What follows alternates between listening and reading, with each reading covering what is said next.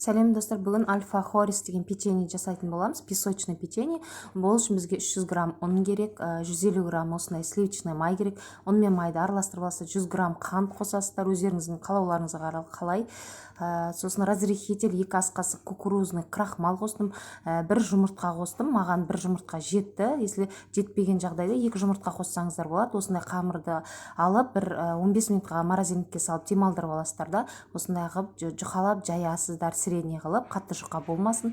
Сосын осындай өздеріңіздің қалауларыңыз бойынша көлемдерге келтіріп, мен осындай стаканмен дөңгелекше көлемге келтірдім.